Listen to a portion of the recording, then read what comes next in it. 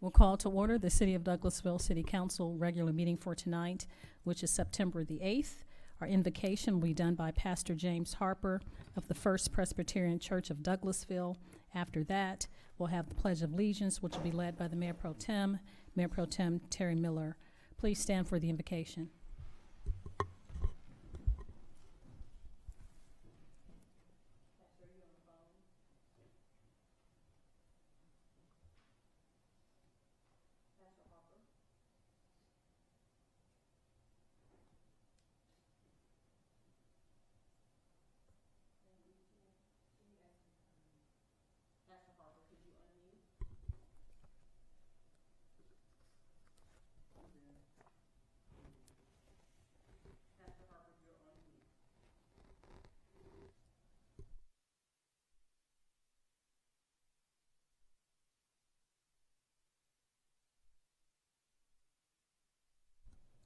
Are you ready? Pastor Harper, you're still on mute.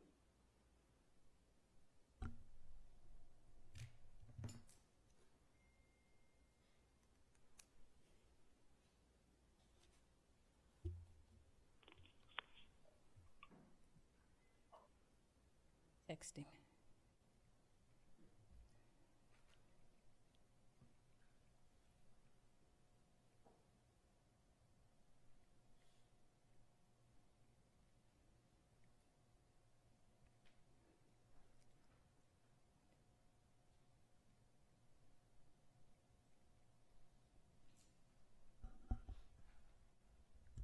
IT Director, is he here?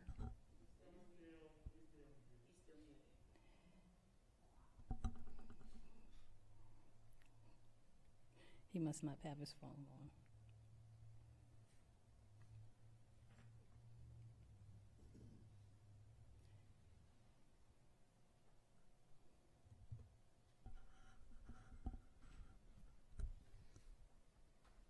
Pastor, could you hear us?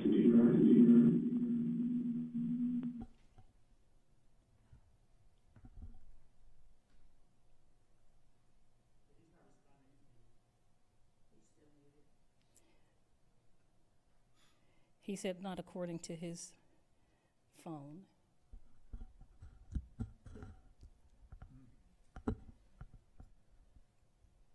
City manager.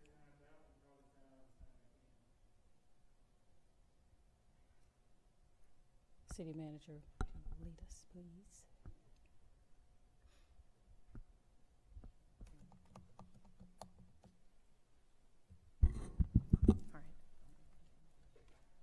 Everyone. Good evening. Sorry, Pastor Harper, if you can hear, I'm providing the invocation on your behalf. Let us bow our heads. Heavenly Father, thank you for allowing us to be able to gather tonight, to be able to deliberate on the issues that we have before us. I ask that you give each and every elected official the spirit of discernment, the ability to take in consideration all of the issues and those presenting the issues before them and make the best decision for the citizens of Douglasville. I ask this and these things in your name, Jesus Christ, our Lord. Amen. Pledge allegiance to the flag of the United States of America and to the republic for which it stands, one nation, under God, indivisible, with liberty and justice for all. Thank you so much, Mayor Pro Tem, and thank you, City Manager, for being a ram in the bush. We know Pastor Harper has blessed us several times with the invocation, and during this world of Zoom and technology, sometimes we have issues. So we appreciate them. Please tell him that we appreciate him wanting to do the invocation for us. I'd like to welcome you to the City of Douglasville City Council regular meeting. I'm Douglasville's Mayor, Rochelle Robinson. Tonight's meeting is being conducted in whole or in part by teleconference. All of the elected officials and individuals with agenda items are present, and those wishing to comment during a public hearing or comments from citizens and delegates will be allowed to do so via audio Zoom software or in person. This open meeting of the Douglasville Mayor and Council is being conducted by teleconference consistent with the Official Code of Georgia, annotated section 50-141G, due to emergency conditions involving public safety in order to mitigate the transmission of coronavirus and to reduce the risk of COVID-19 illness. That code section, which you can find posted with agenda materials for this meeting allows local governments to meet by teleconference in the event of emergency, so long as means are afforded for the public to have simultaneous access to the teleconference meeting. For this meeting, we are convening partially by Zoom software as shown on the city's website, describing how the public may join, which is via YouTube media platform. For applicants and all other participants, be advised that this meeting will allow public comments as well. Even if the members of the public do not provide comment, participants are advised that people may be listening who do not provide comments, and listeners are not required to identify themselves. Please note that this meeting is being recorded. This is a regular scheduled meeting where agenda items are presented for discussion and official action is being taken on these items. If the business you are here for as a citizen and you wish to speak is not listed as an agenda item, there will be ample time under the agenda item comments from citizens and delegates section for you to discuss any matters related to pending or potential city business. Just a few other protocol issues I'd like to go over as we've given the instructions on the meeting. I'd ask that you keep your comments and presentations on a professional level dealing with the facts that are important for this governing body to make our decisions. We will not accept comments that are considered by the chair to be of a personal attack on any individual or group of individuals. You'll receive a warning from the chair, and if you deviate from this requirement, a second deviation will result in the chair discontinuing your opportunity to speak. Only one person speak to us at a time, please. Please do not disrupt the order of this meeting by talking to individuals in the audience or carrying on conversations outside of addressing your issues to the chair. We are not required to accept public comments on items before this council that are not zoning matter. If you have a cell phone or electronic device, please put those in silent mode or power those off so that they will not be disruptive to the meeting. Agenda items will be handled as the following. The committee chairperson will read the item. After that, the committee chair will ask for comments or statements from the audience. There is a maximum of 20 minutes for those to speak in favor of an item and 20 minutes for those to speak in opposition. The applicant's presentation includes this time allotted. Each person will be limited to 5 minutes per agenda item, and totality, of course, as I said already, is 20 minutes. If you have more than 4 or 5 speakers, you can deviate, have your time up to 3 minutes or so a person, just as long as you have in total 20 minutes. In order to speak, a council member to us, that we ask that you would sign a form and with your name and address, and if that form is out on the table, so please sign those forms before you come before us. And when you come to the podium, give your name and address for the record. Myself and council members will probably ask questions to help us if we did not get all that information from you on last Thursday at the work session. We'll ask for that today, so to help us continue to make our decisions before we vote. The meeting will be different. It'll go a little quicker this time because the work session was where we asked questions, and it may go a little bit faster today. So if you have a concern or comment, please do so at the appropriate time. And that's all the instructions. So now we will move on with the agenda as presented or printed, either on the board or outside if you want a paper agenda. So we'll go to item number 5, which is minutes of the legislative work session of August 13th, 2020, and the regular meeting and executive session of the August 17th, 2020 meeting. I open the floor for approval of the minutes. I'll make a motion to approve the minutes. Thank you so much, Councilman Estes. I have a motion to approve. Is there a second? Second. Thank you so much, Mayor Pro Tem. It's been properly moved and second to approve the minutes of the legislative work session of August the 13th and the regular meeting and executive session of August the 17th. Do we have any questions or comments or any further deliberation from council members? You see any corrections or additions or anything to the minutes? Thank you. I don't see any. All of those in favor of approving the minutes as presented, please say aye. Aye. Opposed, nay. The ayes have it. The minutes are approved. Now I open the floor for a motion to approve the consent agenda. Make a motion to approve the consent agenda. Thank you so much. Councilman Adams, we have a motion to approve the consent agenda. Is there a second? Second. Thank you. City Clerk, did you get Mr. Davis or Mr. Estes?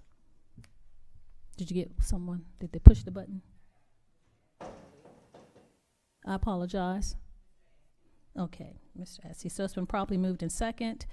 Motion by Mr. Adams, Councilman Adams, and a second by Councilman Estes to approve the consent agenda. Is there any further questions from the council? Any concerns? All those in favor of approving the consent agenda, please say aye. Aye. Opposed, nay. The ayes have it. The consent agenda is approved. Now we'll move on to item number 7, which is Economic Development Committee, and that's chaired by Mayor Pro Tem Terry Miller. Thank you, Madam Mayor. We have no business under the Economic Development Committee at this time. Thank you so much, Mr. Mayor Pro Tem. We'll move on to item 8, which is Finance Committee. That's chaired by Councilmember Mark Adams. Thank you, Madam Mayor. We have 3 Welcome. items tonight under finance. Yes, sir. First item is authorize the mayor to sign an option agreement for the sale and purchase of real property to sell city-owned property at 6742 Spring Street to Airway Christian Academy. Mr. Marcus Thompson is here if you have any further questions concerning the item. I don't think anything has changed. If so, we will bring Mr. Thompson forward for those. Are there any questions or comments that Madam Mayor or council may have? What about any public question or comment concerning this item? Okay. If not, I'll make a motion we approve. Thank you so much, Mr. Chairman. We have a motion to approve. Is there a second? Second. Thank you so much, Councilman Davis. Been a motion to approve by Councilman Adams, the chair, and second by Councilman Davis. Do we have any further discussion as relates to this item from council members? Thank you. Not seeing any. All those in favor of approving, please say aye. Aye. Opposed, nay. The ayes have it. This item is approved. Item B, authorize the mayor to sign a change order number 1 with Russell Landscape Contractors, LLC, amending the parties' agreement of December 31st, 2019 to add a scope of work to extend a drainage pipe for the I-20 and State Road 92 interchange improvement project. This is another item that we discussed on Thursday that Mr. Thompson came forward and gave us information on as to where it was located, why it came about as it did. But if there are other questions or comments that you may have for him, he's here at the podium. Did you have something additional, Mr. Thompson? Just here, just in case Okay. you guys had any questions. Thank you, sir. Anyone? Mr. Chairman, Yes, go ahead, Madam Mayor. I did have a question about WSA and anything that might have been an impediment to moving forward with this project in the change order. And Mr. Thompson came to me on Friday and answered those questions, and there would not be any concerns from the Water and Sewer Authority of Douglasville, Douglas County. Thank you, Madam Mayor. You're And welcome. Thank you, Mr. Thompson. We want to make sure that everyone understands. I know there've been some discussion in the community concerning the cost and the payment for that project, and I want to make sure that we're correct. Ms. City Manager, I'll ask you, these funds are allocated from the SPLOST funds, is that correct? That Yes, was sir. a That is very large correct. transportation. That is correct. And Project. you also have a healthy contingency in this project, so you have not gotten close to exceeding the budgeted amount. Want to add that little bit of news so that those that may be concerned about that realize that we are covered with that. Okay. Any other question or comment? Seeing none, I'll make a motion to approve. Thank you so much, Mr. Chairman. I have a motion to approve. Is there a second? Second. Thank you so much, Councilman Davis. It's been properly moved in second to approve this item. Do we have any further discussion as relates to the item for Russell Landscape Contracts, LLC? Thank you. Not seeing any. All those in favor of approving, please say aye. Aye. Opposed, nay. The ayes have it. Item 20-4112 is approved. Thank you, Madam Mayor. We'll move on to item C. Authorize the mayor to sign a recipient-subrecipient agreement with the state of Georgia for the FEMA Public Assistance Program. Ms. Emily Hardaway had helped us with that on Thursday afternoon. Questions or comments of council that you may have of her, and we'll ask her to come forward if you do. It's just crystal clear, correct? Yes, go ahead, Madam Mayor. Only concern, or I did mention something, and the city manager cleared up the concerns for me with the FEMA information, Public Assistance Program. Other comment? Ms. Hardaway, you must have done a great job in explaining it, because it doesn't appear we have any other comments there. Thank you, ma'am. Seeing no other, then I make a motion we approve. Thank you so much, Mr. Chairman. I have a motion to approve. Is there a second? Second. Thank you so much, Councilman Davis.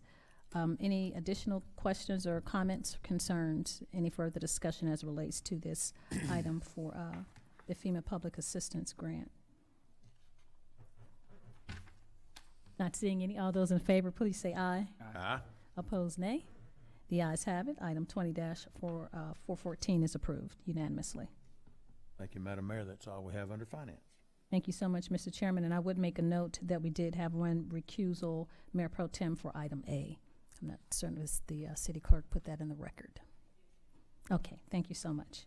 Thank you so much, Mr. Chairman. We'll move on to item number 9, which is Housing and Community Affairs Committee.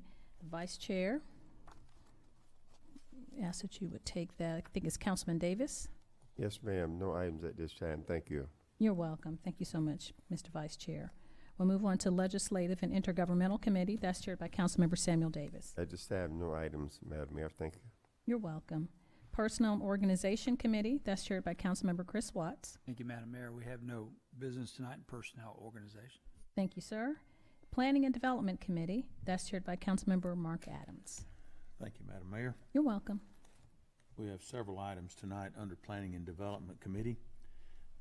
Some of these items I will combine as we get to them in the interest of time. Give me just a minute to get back. It's fine.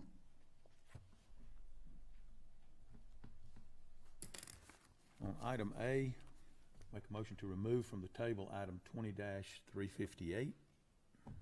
Okay, I have a motion to remove from the table item -20-358. Is there a second?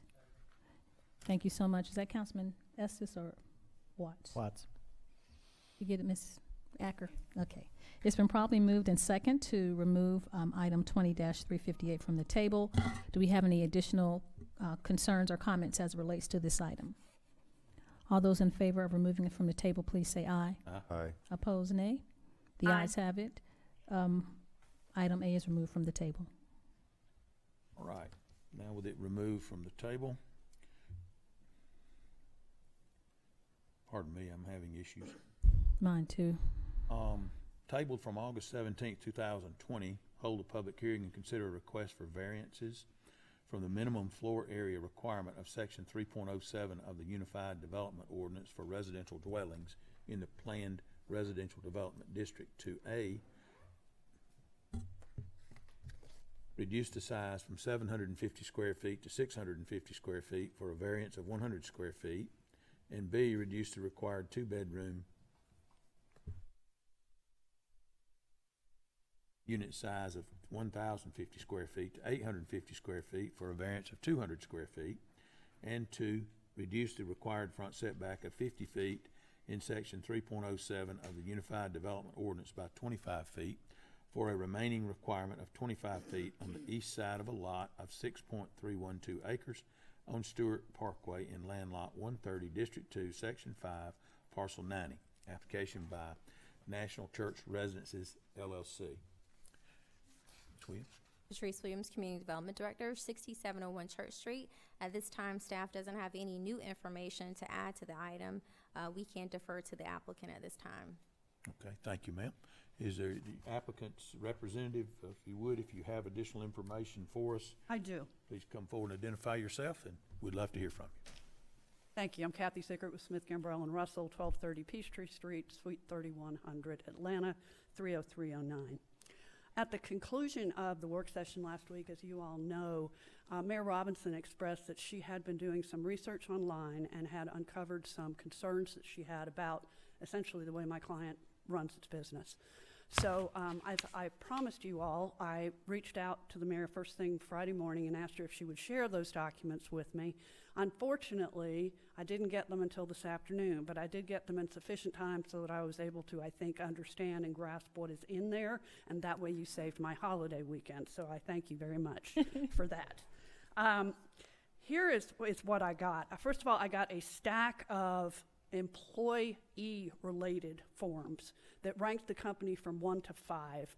And there were 171 separate comments, or commentary, I guess you'd call it. There are actually 10 duplicates in the stack. And of the 74 employees who did not have anything good to say about us, 64 were former employees who had been discharged. So I'm not real sure about whether it's sour grapes or whether it's legitimate. I suspect sour grapes, quite frankly. There are 10 current employees who are also expressing some dissatisfaction, but it's with the pay. As a nonprofit, we're paying probably lower than market ordinarily would, and there were complaints by current employees about, I really need to be making some more money. At the same time, however, we also have 87 current and former employees who gave very positive reviews. And I'm not obviously going to read 87 to you, but I want to read a few. This is a central office employee. NCR is an outstanding organization. From the executive team to department leaders, all managers and employees I have come into contact with are professional, innovative, flexible, and mission-driven. The organization is focused on the employees, and they have made many significant changes within their benefits package in order to retain, engage, and attract employees to the company. My manager understands the importance of a work-life balance and ensures I make this a priority. My direct manager is always available, provides support, and is an excellent leader. I cannot say enough positive things about this organization. And there are 86 more, which are every bit as effusive. And one of them, in fact, was I think it was a maintenance person who had to quit his job because he was moving. And he was thanking NCR because they found him a job at the new location close to where he was moving to. So we try very hard to take care of our employees. To put this in context, which I know Mr. Miller likes, 3,000 employees are what we normally are carrying. So to have this few of a number of even mildly disgruntled employees is, I think, pretty substantial. I also received a couple of other documents, one of which was a series of, I really don't know the website, but there were 5 complaints from residents. And then there was an article about a resident who had been mugged. Of the 5 complaints, one was regarding a hot water heater had not been timely repaired. One was that the woman didn't think the games we were providing for the residents were particularly exciting, and they were rather boring, is what she called them. One was that the elevator button does not light up, and then 2 related to an AC unit. So we have, again, to put it in context, 25,000 beds on the independent living side of this equation.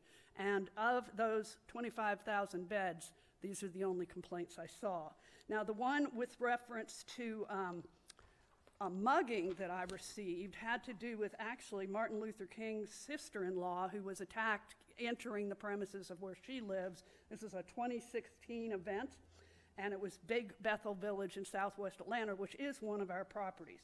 However, as soon as that happened, we came in and considerably improved security of the facility and all other facilities that we have.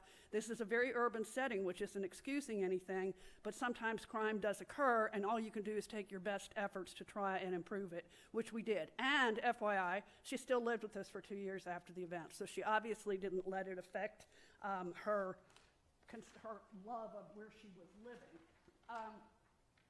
We also have a number of things that we do ourselves to try and make sure that we're operating effectively. One is that we have a social media dashboard which effectively tracks Facebook, Twitter, LinkedIn. I don't even know what half of these are. But anytime it's mentioned, they determine whether it was a positive or a negative comment. And 97.1% positive social sentiment for fiscal year 2020 on all of those social media accounts. We also do employee engagement interviews, and we had a 90% response rate across that 3,000 employee base. 88% of the workforce reported that they were moderately to highly engaged in their jobs and enjoying them. We were voted the best place to work in Ohio, and we also conducted a resident satisfaction survey on 256 properties. 87% said they would recommend the community, and 85% said they are highly satisfied with management. So hopefully that answers and quells some of your concerns. The other thing I pointed out last week, but I've gone back and gotten it at this point, was that we are, of course, subject to very stringent HUD monitoring. And we received this year, in fact in May, a $300 million increase in the amount that HUD is willing to have us expend, and through the program, like the 202 program that is at issue here. And they issued a lengthy report. It goes into litigation against you, it goes into quality, it goes into property management. It's the whole 9 yards in terms of what they evaluate. And in doubling our credit, here's what they found. The financial strength of NCR is exhibited by the submitted financial statements is one reason they did this. The strong performance of the portfolio, NCR's deep and broad experience in multifamily real estate, especially affordable housing, the strength of NCR real estate management, and the management capabilities of the principals and managers. So this is looked at on an annual basis, and HUD, in agreeing that, in fact, we were able to get this additional money, expressly made those findings. So hopefully that addresses your concerns. If not, I'll be happy to try and go further, but I did take it seriously, and I wanted to make sure you got your answers. Thank you, Ms. Eichert. Are there any questions council or Madam Mayor may have of the applicant? I know we've already held several public hearings. Just want to make sure that we give everyone the opportunity. Madam Mayor, did you have something to say? Yes, sir. Thank you so much, Mr. Chairman. Thank you, Ms. Sigurd. I really appreciate you looking into those concerns we had, and I apologize that you didn't get it before today. I said to release it, so, but I do thank you so much, and putting those things into context really helps me to have a better understanding rather than just taking things at first blush. But again, if someone brings to my attention an issue, I do my due diligence and research and try to figure out what's going on. I just don't ignore when citizens have concerns or when they praise. So thank you so much. I really appreciate it, and appreciate your representatives for providing that information to me. Thank you so much. Thank you, Mr. Chairman. Others? Anyone? I'll give the opportunity, if there was someone here that would like to speak that has not provided any new information on behalf of the applicant, to come forward. And if not, then anyone that might have the opportunity or need the opportunity to speak against. Yes, sir. How are you, sir? Fine, and you.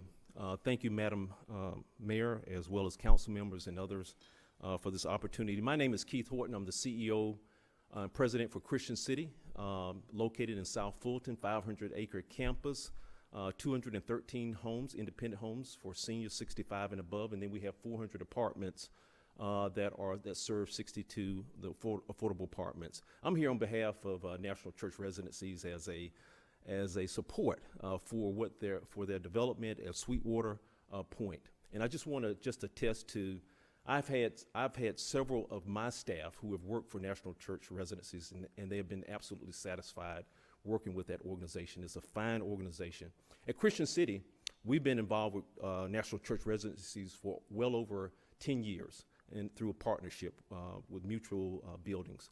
One of the things that happened when I came on board a year ago, we went through the process of going through a purchase agreement with National Church Residencies to purchase 4 of our apartment HUDs, apartment complexes for affordable housing, about 400 units that they'll be purchasing, renovating, and modifying so that our residents will have a great quality of life, a great quality living experience. I did my due diligence as soon as before we entered that purchase agreement, because we had a lot of suitors that were looking for to purchase those apartment homes. And we had an opportunity to go around the city, and I'm pretty sure that you know that there's a need for senior housing in the metro Atlanta area, and I consider Douglasville to be part of that Atlanta metropolitan area. We had an opportunity to go to Betmar Village, Lakewood Christian Manor, Baptist Towers, as well as Baptist Gardens. And I can tell you firsthand, first-class operations, the renovations that they're doing are first class for the residents there, and the property that they are building is first class. And so, as you know, they have operations in 25 states in this great nation, and they do a superb job. We would not have committed to a purchase agreement with National Church Residency or with any other organization that did not have a great reputation. And so they're a like-minded organization like Christian City. We're a Christian-based organization, been in existence for 55 years. National Church Residency has been in existence since 1961. What I love about National Church Residencies, amongst that differs from any other organization, is that their focus is on senior housing and ensuring that our seniors who may or may not have, especially those who may not have a quality living experience so that they can live with respect and dignity. And that's what you're going to find with the organization like National Church Residency. So I highly recommend, I know I'm not supposed to be recommending, but I highly recommend, and I support National Church Residencies. And I hope that you have an opportunity to go out and see some of the properties that they have across the Metro Atlanta area. I can tell you right now, I'm putting a plug in for National Church Residencies, even though they're acquiring property on our campus. But there's a great need for affordable housing in this area. And the reason why I say that is because on our campus, we have a waiting list that goes anywhere from 9 months to 12 months. And there have been occasions where we had to shut down our waiting list because the waiting list was so long. So anything that can be done to develop, to have more affordable housing that is quality, where you're going to have quality people running those properties, I would advise you to take advantage of. So thank you so much for giving me an opportunity just to share my support for National Church Residencies. Do you have any questions for me? Thank you, sir. We appreciate that. Anyone else? Would there be any? Can I speak? Yes, go ahead. I'm sorry, Councilwoman Berdanley, I did not see the note, so you go ahead. Hi, thank you. Hello, everyone. Thank you, Chairman Adams. Just had a question. The gentleman that was speaking about Christian City, was that facility designed by the developer? Designed by National Church Residency. Yes, ma'am, Dr. Berdanley. That facility is not. Church. Can I speak to her? Yes, sir. Okay, that facility is not designed by National Church Residencies. Those are properties that we've had for decades, affordable housing apartments. What National Church Residencies is coming in, they're coming in and they're going to renovate those, do things that we're not able to do to improve the quality of living for our 400 plus residents. Okay. All right. So I'd like to make a comment in regards to Christian City. I am familiar with the property only because when my father needed assistance, I tried forever to get him in. So you're absolutely correct that the waiting list is long. Because of the service that is provided there, it is awesome. I have friends who've had their loved ones there, and the service is phenomenal. But I would like to ask the developer that's there in regards to the design. I've seen the outside and some pictures of what you have done in the past. And just in my mind, going back, thinking about the area, at one point years ago, probably over 5 or 6 years ago, maybe longer than that, the city was looking at a development plan of having retail in the area. And the retail was pretty comparable to what is in Marietta, the avenues. But, of course, we did not have the income capita to meet the requirement. My question is, I'd like to see a little bit more of the design in regards to upscale. Is there any type of interior design or landscaping that we can see or make comments on as you develop this? Thank you for your question. Dennis Richards, 260 Peachtree Street, Atlanta, Georgia. Thank you for your question. I tell you, we still are going to need to go through the development design phase. A lot of our design, I can have the architect come up here and elaborate. However, it is prescribed in large part by the programs in which we finance through. But we do have a full-time interior design person on staff. We do have a very reasonable budget for interior accommodations, and we have our own design standards that we utilize to create uniformity across our portfolio. We do not subscribe to an institutional look. We want it to be home for our residents. Right. Does that help you, Okay. Ms. Danley? It did, yes. I'm glad to hear you say you don't want it to look institutionalized, and I agree with that. You want it to look home, something that's very inviting for our seniors. And I'm used to the basic. I've seen the basic nursing home type, so I'm glad to hear that your goal is to make sure that it is not institutionalized, but it's home, and it will attract the type of residents, affordable. Yes, we want affordable housing, but definitely affordable, and also that it's attractive. Yes, ma'am. And we'd be happy to invite any of you all to tour some of our recent new construction projects in the area. Thank you. Thank you, Chairman Adams. I don't have any other comments.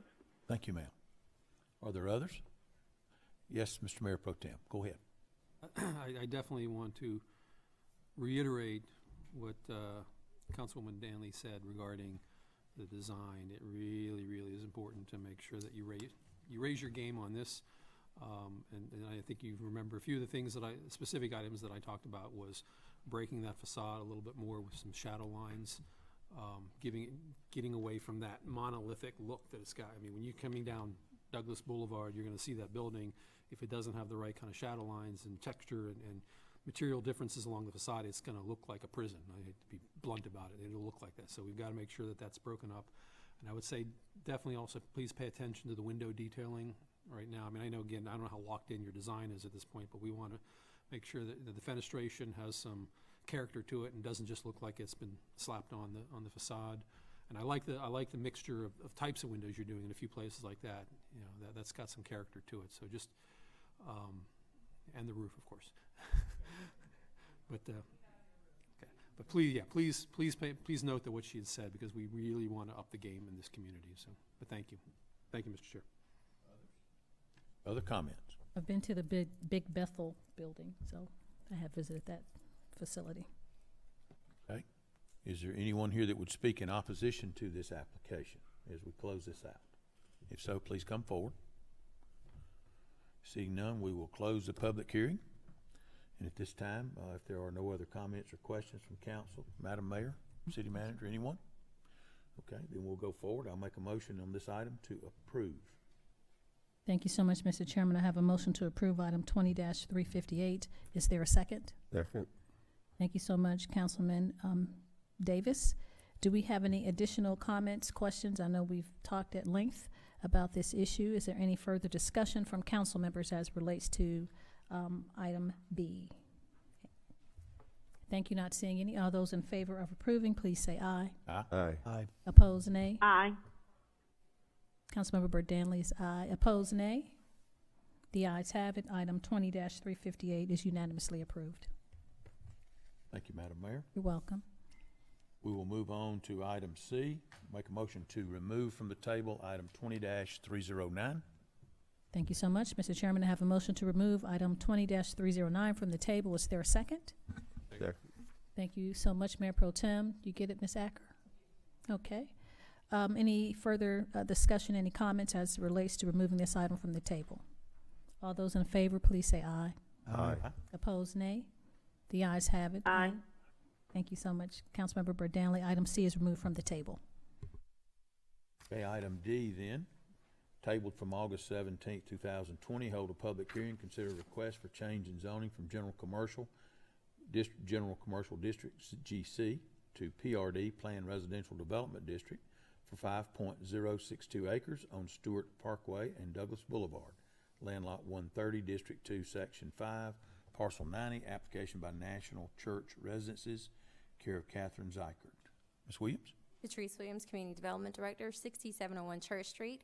On Thursday night, we had some questions regarding the total amount of acres. So when you look at item D, we have 5.062. Item F says 6.312. The difference is in item D, it's a rezoning for a partial. So it's not the full parcel itself. So it would be a partial rezoning. So that's where you get that difference there in that number. Yes, ma'am. Okay. Thank you. Are there comments or questions that the applicant would have in addition, and as far as additional information? Okay. Is there anyone here that would speak concerning this item in support that has not already spoken? I feel like we may have worn it out, so. Seeing none, is there anyone here that would speak in opposition to this item? Okay, seeing none, we will close the public hearing. I'll make a motion to approve. Thank you so much, Mr. Chairman. I have a motion to approve item 20-309. Is there a second? Second. Thank you so much. Is that Councilman Estes? Or Watts? I need to. Councilman Watts. It's been properly moved and second to approve item 20-309. Do we have any further discussion as relates to this item from council members? If not, all those in favor of approving, please say aye. Aye. Aye. Opposed, nay.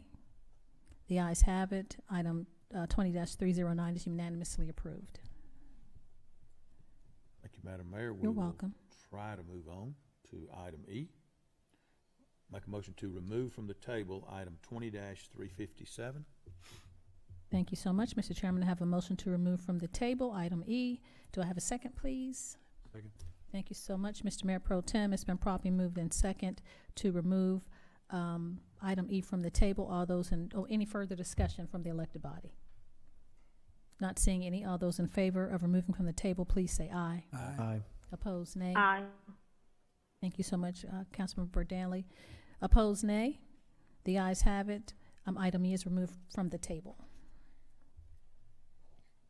Item F, tabled from August 17th, 2020, consider a request for final plat approval for Sweetwater Point residential development for the purpose of subdividing into 2 tracts for 6.312 acres on Stewart Parkway in land lot 130, District 2, Section 5, Parcel 90, application by Aubrey Aiken, Technical Survey Services Incorporated. Ms. Williams, do you have anything extra to add to this? Okay, this was a final plat, and basically Ms. Williams has already explained to us why there were different amounts of property. This final plat approval is basically is split it into 2 tracts, one for the 5+ acres that would be developed and one for the 1+ acres that would not be a part of the development or the rezoning. Questions, comments concerning this? Yes, sir, Mr. Chairman. Yes. Just a general question. Do we have from staff or any recommendations with the developer what we're going to do with the remaining acreage? I know there was a concern about a park. Madam Mayor, that's, pardon? No, it's not a part of this final plat, other than it is a parcel, but it's not a part that is being zoned for development.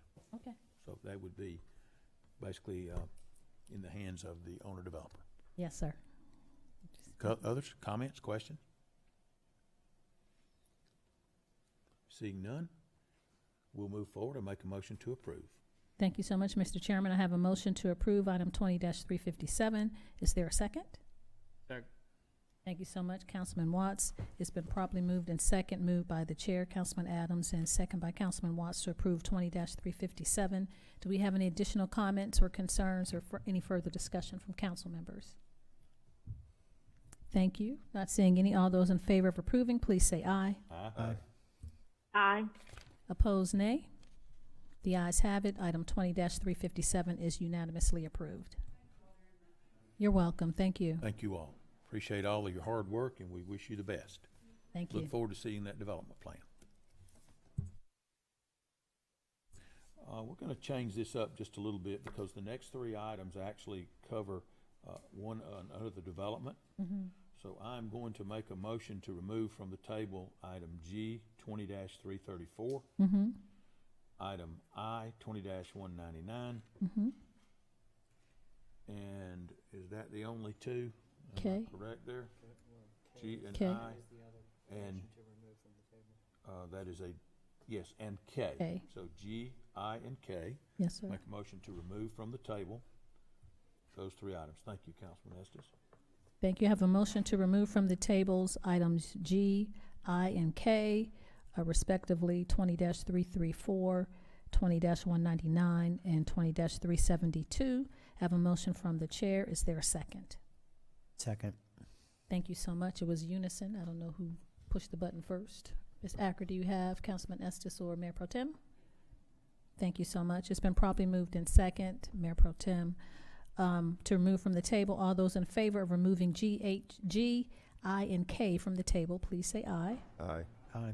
Opposed? Aye. Thank you. Opposed, nay. The ayes have it. G, I, and K are removed from the table. Thank you, Madam Mayor. The items H, J, and L would be the items that I would read, and I will read those, and then we will have Ms. Williams give us information on that. Hold a public hearing and consider a request for change in zoning from RLD, Residential Low Density District in the county, to PRD, Planned Residential Development District in the city, for 15.417 acres at 5011, 5029, 5049, 5059 Reservoir Drive, land lot 24, District 1, Section 5, parcels 10, 11, 74, and 76. Application by Kenneth J. Wood, Planners and Engineers Collaborative Incorporated. Then item J is to consider a petition to annex that same 15.417 acres at 5011, 5029, 5049, and 5059 Reservoir Drive in land lot 24, District 1, Section 5, parcels 10, 11, 74, and 76. Application by Joanne Wood and Clayton Preston of Reservoir Holdings. And then item L, tabled from August 17th, 2020, consider a request for final plat approval for inline communities for the purpose of consolidation of 4 tracts for 15.417 acres at 5011, 5029, 5049, and 5059 Reservoir Drive, land lot 24, District 1, Section 5, parcels 10, 11, 74, and 76. Application by Inline Communities, LLC. Ms. Williams, will you bring us up to date or up to speed on what's going on with that application, please? Patrice Williams, Community Development Director, 6701 Church Street. We did receive a formal request from the applicant to withdraw the item.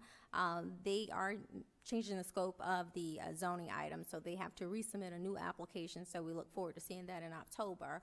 But for now, we ask that you withdraw this item and no action be taken.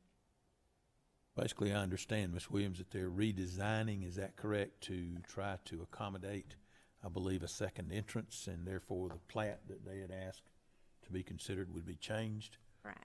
We don't have an agreement with the county, it's my understanding, on annexation, and there's no reason to annex if we don't have the need at this time, so there's not anything to go forward on. Therefore, questions, comments? Seeing none, I'm going to make a motion then that we take no action on these items. Is that the correct and proper way to go, Ms. Littlefield? Yes, sir. Thank you. That's my motion. Thank you so much, Mr. Chairman. Mr. Chairman has read a lot from items H, J, and L, and his motion is to take no action on these items as directed by our Chief Assistant Attorney. Do we have a second? Second. Thank you so much, Mr. Mayor Pro Tem.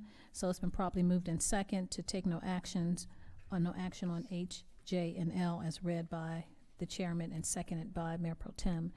Do we have any further questions or comments as it relates to this item from council members? Thank you. Not seeing any. All those in favor of taking no action on H, J, and L items, please say aye. Aye. Aye. Opposed, nay. Aye. Thank you so much. Opposed, nay. The ayes have it. So we won't take any action on H, J, and L. Thank you, Madam Mayor. You're welcome. We will move on to item M. Consider a request for approval of a development plan for Wellstar Douglas Hospital pediatric expansion for 19.94 acres at 8954 Hospital Drive, located in land lot 49, District 1, Section 5, Parcel 3, for plans dated July 30th, 2020. Application by Eberly and Associates Incorporated. Ms. Williams? Patrice Williams, Community Development Director, 6701 Church Street. At this time, staff does not have any new information to add, but we do have the applicant on the phone if we need to ask him any questions. Thank you, Ms. Williams. Are there questions that we would have of the applicant? I know we've seen renderings. We have loaded information concerning the application. Are there any questions for the applicant? Anyone? Any public comment or question that the applicant may need to be approached? Seeing none then, we thank the applicant for being here. We look forward to working with them. I make a motion that we approve item M. Thank you so much, Mr. Chairman. I have a motion to approve. Is there a second? Second. Thank you so much, Councilman Davis. It's been properly moved in second, moved by the chair, Councilman Adams, and second by Councilman Davis to approve item 20-409. Do we have any additional comments or questions or any further deliberation as relates to this item from the council members? I don't see any concerns. All those in favor of approving this item, please say aye. Aye. Aye. Aye. Opposed, nay. The ayes have it. Item 20-409 is unanimously approved. Moving on to item N, consider a request for approval of a development plan for tributary at New Manchester Village Center for 43.5 acres on Riverside Parkway and Market Street in land lot 62, District 1, Section 5, parcels 1, 2, and 20 through 29, for plans dated July 30, 2020. Application by Juan Fernandez, AHS Residential LLC. Ms. Williams? All right, staff has nothing new to add, so at this time, I'll just defer to Ms. Sellers, the applicant. How are you, Ms. Sellers? Come forward and give us your name and address for the record. We'd love to hear from you. Thank you. Julie Sellers, 1776 Peachtree Road, Suite 390 in Atlanta, Georgia. Just two brief points that were raised by Councilman Estes, and we have had the opportunity to speak since the work session. But just for the council's benefit, did want to address, I think Councilman Estes wanted to confirm that there would be access available into the new development from the existing tributary, and we did confirm, and that is reflected on the plans that are before you. And then the second question is certainly about the line of sight from exiting the property onto Riverside Parkway. We've talked with the engineers, and that is something that they are aware of, have already been addressing, and certainly when construction begins, you know, one of the things that will be done is just from a landscaping standpoint, getting that area in better shape. It's overgrown right now. That will help significantly, and they will continue to make sure that that's part of it. That's all I had to add, and certainly happy to answer any questions and appreciate all of the work that's gone into this. Thank you, Ms. Sellers. Questions, comments? Yes, Madam Mayor.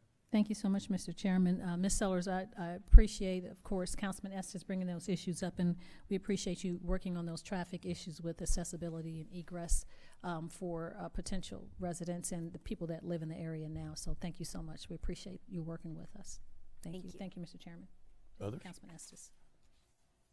Ms. Sellers, just a point concerning Mr. Estes' comment and request. I believe you're working with some existing conditions where you already have streets that are in place, buildings that are there, and you just have to work as best you can to improve what's already there, correct? That is correct, and I know that one of the things that will happen very quickly is getting that cleared out more to really open that up for visibility. But there's no requirement or any request that anyone has made that you would move buildings or you would relocate something in the plan. No.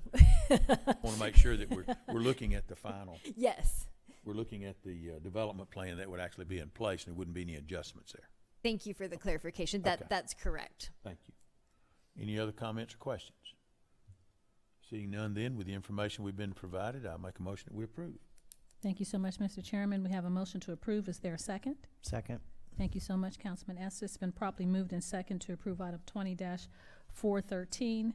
Do we have any further discussion as it relates to this item from the elected body? I don't see any concerns. All those in favor of approving this item, please say aye. Aye. Aye. Opposed, nay.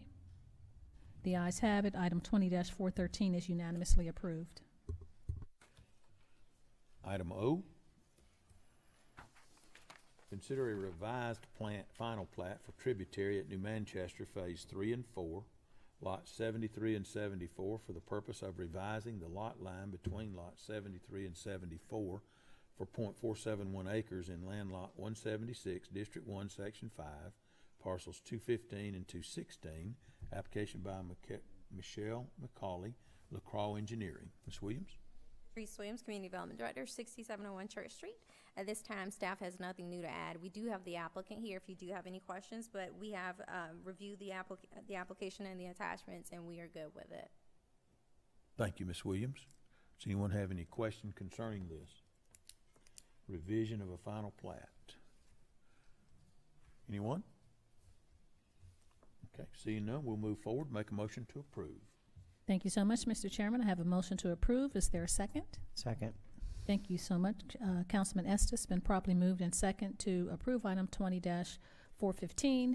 Do we have any concerns, comments, questions, or any further discussion as relates to this item from council members?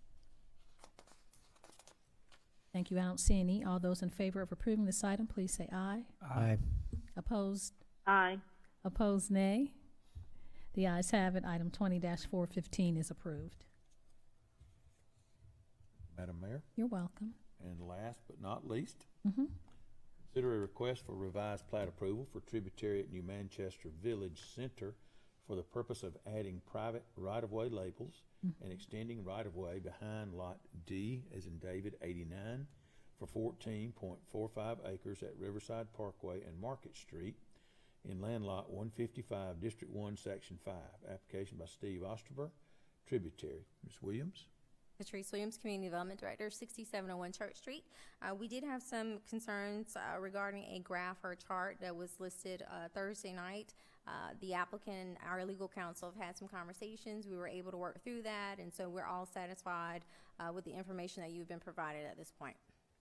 And I see that Mr. Osterberg is in with us tonight. Just want to ask a question myself. Is that acceptable, Mr. Osterberg? What has been done? Just want to make sure we don't have any problems after the fact. Yes, You had some concerns on Thursday. Good evening, Madam Mayor Good and Council. evening. Steve Osterberg, 3270 Derby Drive, Douglasville, Georgia.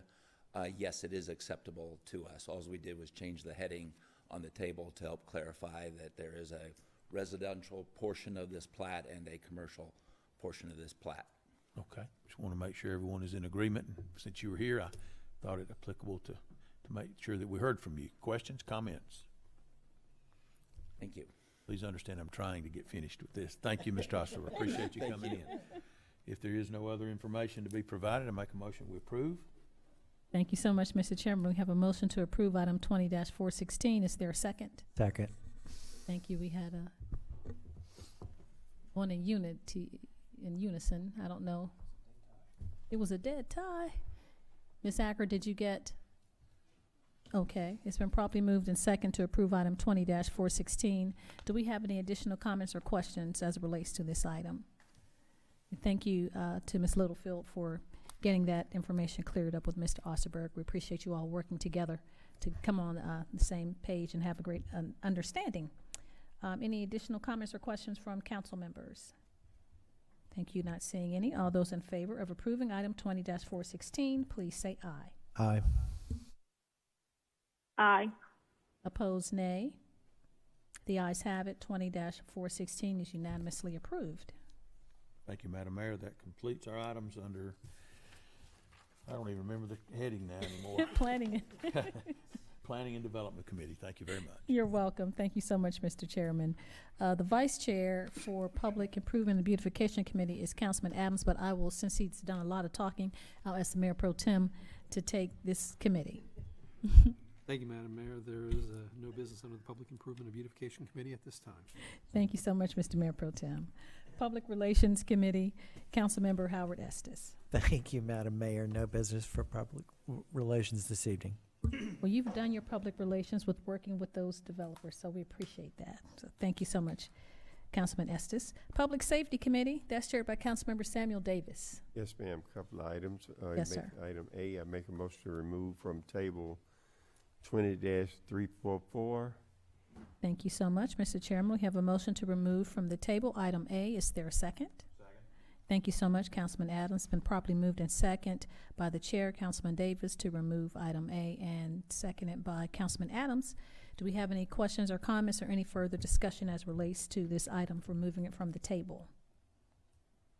Thank you. Not hearing any. All those in favor of removing item 20-405 from the table, please say aye. Aye. Aye. Opposed? Aye. Thank you so much, Councilmember Berdanley. Opposed, nay. The ayes have it. 20-405 5 is removed from the table. Okay, moving right along, Huh? item B, table from August 17, 2020, authorize the mayor to sign an agreement with Flock Group, INC, for security cameras, services for the Public Safety Municipal Court Building. Major JR? Thank you, Chairman, Mayor, and Council. This is the agreement with Flock. We're going to put 12 cameras, throughout the city, and it's for, this is for a 1-year agreement. Okay. Any questions from the mayor and council? This is a comment, Yes, ma'am, Mr. Madam Chairman. Thank you so much, Major Davison. We appreciate you bringing this item to us. I did talk to the chief about this at length over the weekend, and he is excited about it and thinks it's going to be a great asset to the city to help secure the citizens and help with our public safety. So thank you so much. Okay. Any other council members? Thank you, Major JR. Madam Mayor, make a motion that we approve 20-344. Thank you so much, Mr. Web Chairman. cameras. Yes, sir. We have a motion to approve. Is there a second? Second. Thank you so much, Councilman Adams. It's been properly moved in second from the chair and Councilman Adams to approve item 20-344. Do we have any further discussion, any comments or questions from council members? Thank you. Not seeing any. All those in favor of approving this item, please say aye. Aye. Aye. Opposed, nay. The ayes have it. 20-344 is unanimously approved.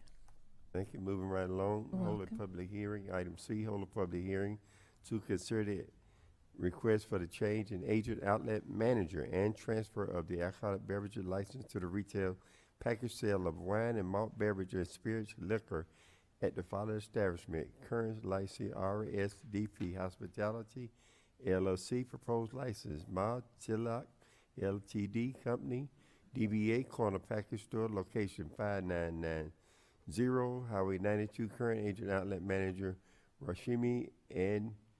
B. Patel. Proposed agent outlet manager Dashan Patel. The required fees have been paid into the finance department. Mr. Patel, how are you today? Okay, Madam Mayor, do I have any questions from any of the mayor and council before I make a motion? Okay.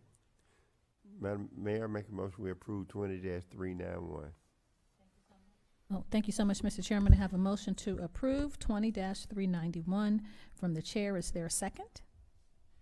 Second. Thank you so much, Mr. Mayor Pro Tem. It's been properly moved in second to approve item 20-391. Do we have any additional comments or questions, or is there any further discussion as relates to this item from the elected body? Thank you. Not seeing any. All those in favor of approving item C, please say aye. Aye. Aye. Aye. Opposed, nay. The ayes have it. Item 20-391 is unanimously approved. Thank you, Mr. Patel. Congratulations.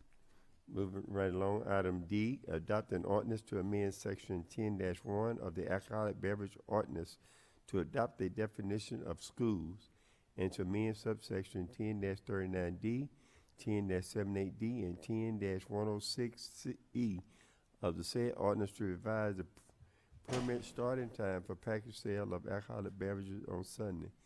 Ms. Littlefield, you want to chime in? Yes, sir. As we discussed in committees, the ending time will be 11:30, but we'll review that at a later date. This would move the beginning time up on Sundays for package sales to 11 a.m. Okay, Madam Mayor, any other comments? Mr. Chairman, Yep. if, just for the folks at home that may be as confused as I was, if you could, Ms. Littlefield, just explain why school is mixed in there with Sure. that. Under state law, there has to be a distance between package sellers and certain other uses, and one of those uses is school.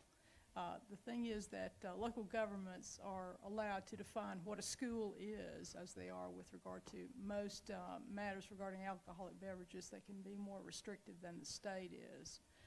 Locally, we have a grocery store in an existing location, and an autism school would like to move in.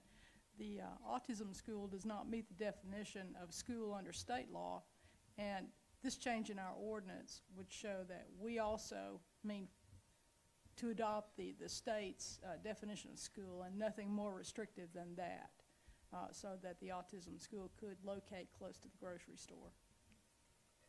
Thank you. That's Thank all you. I had, Mr. Chairman. Yes, sir. Mr. Littlefield, same in the ordinance, I would like to see all the ending time all be the same. Yes, sir.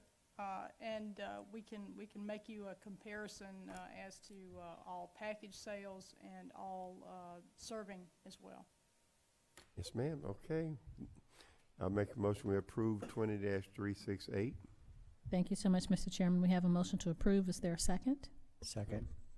Thank you. It's been properly moved in second. I think it was, do you have it, Ms. Acker, Councilman Estes, or Mayor Pro Tem? Okay.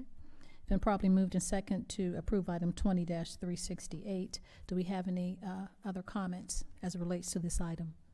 Yes. Yes, Yes, ma'am. Madam Mayor, I'm sorry. I could barely hear Attorney Littlefield. Mhm. Is there a school that's close to the package store? No, ma'am. There's a learning center that would like to locate close to a grocery store. She said there's a learning center. And within how? Okay, within how many feet? Within the prohibited distance for a grocery store on the same lot because it's a shopping center. It's within the prohibited distance because it's at a shopping center, but the state does not define certain facilities as schools, and that one, Ms. Littlefield is making a recommendation that we would be at the same definition as the state. Is that correct? That's correct. Yes. Okay, thank you for the clarifying. Yes, ma'am. I think Justice Potter Stewart said, I may not be able to define a school, but I know one when I see one.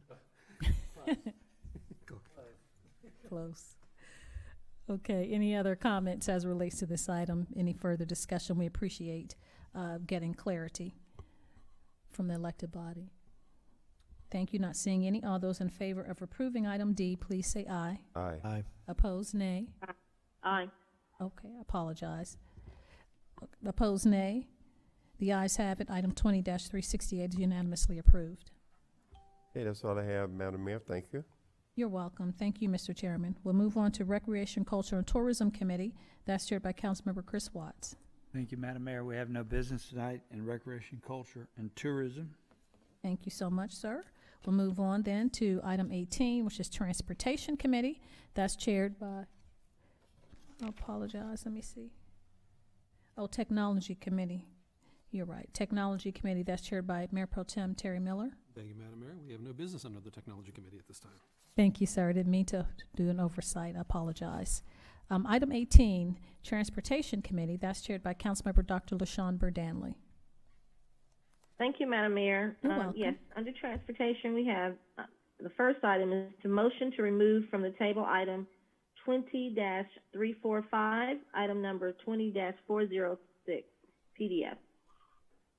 Thank you so much. I make a motion that we approve item to remove that item. Thank you so much, Madam Chair. We have a motion to remove from the table item A. Do we have a second, please? Second. Thank you so much, Councilman Adams. It's been properly moved in second to remove from the table item A, which is item 20-345, but turns into item 20-406 for our PDF. Do we have any additional comments or questions from council members as it relates to removing this item from the table? Thank you. Not seeing any. All those in favor of removing item A from the table, please say aye. Aye. Opposed, nay. Aye. Yes, ma'am. I apologize. I was too fast. So all those in favor we have is for item A to be removed from the table. Any opposed, please say aye or nay. We don't have any comments. So all those, it's been properly moved in second unanimously to remove item A from the table. It's been approved. Thank you. The second item, tabled from August the 17th, 2020, adopt an ordinance to enact Article 3, Chapter 74 of the Code of the City of Douglasville to provide for installation of speed humps on existing streets. Mr. Thompson? Madam Chair, would you like him to give a brief synopsis, or do you want to move on with your motion? If he needs to, if there are no comments, I can go on. It doesn't look like there's any comments, so you can make your motion. Okay. All right. So I'd just like to make a comment. If there are findings that the mayor and council see in an area where there's been a petition, if there are residents, maybe the petition may only have, hypothetically, let's say 5 or less. And I know that we had talked about a $7,000 amount, or at least the petitioners would pay for a traffic study. However, if it's deemed that the city see that there is a need for speed humps, can that amount be waived if those residents cannot afford to pay that? The city attorney. I can write anything you wish. The amount of the study will have already been paid by the city at that point. Did you hear, Madam Chair? I'm sorry? No. Our Chief Assistant City Attorney said that the city will have already paid the $7,000 fee to have the traffic study done, and we can certainly waive that cost if we deem necessary. Is that what she said? No? Well, I can write it any way you like. Are you talking about a refund? We would take the $7,000 up front, then pay for the study, and then the council would make its decision based on the study. If we're talking about refunding the $7,000, then we can rewrite the ordinance to do that, but not under the existing ordinance as drafted. Okay. Yeah, right. I'd like to hear from the mayor or the council members, just to make sure everyone understands what I'm saying. That if it comes a time that there aren't enough petitioners that can afford to pay, or even being reimbursed for $7,000, that is, and the city see fit that there needs to be a speed hump, that cost would not be paid by the residents or the petitioners. You mean in the beginning? Yes, there is a part of the ordinance which says that the city council may install speed humps any place it chooses in the best interest of the city, without requiring a petition and without requiring the fee to be paid. This does not limit the council. So the way this ordinance is written, it is fine based on the comments that you just made. Yes, ma'am. The council can install speed humps in its discretion anywhere it chooses. Yes, ma'am. All right. Thank you, Attorney Littlefield. So, Madam Chair, Chair, yes, we have a concern from Councilman Watson. I guess to kind of put a bullet or to say what the Chief Assistant City Attorney is saying, that the council, the city, can deem that we can put a speed hump in an area, regardless of if they can afford to pay or not. So, Councilman Watts. Well, I guess I'm trying to figure out.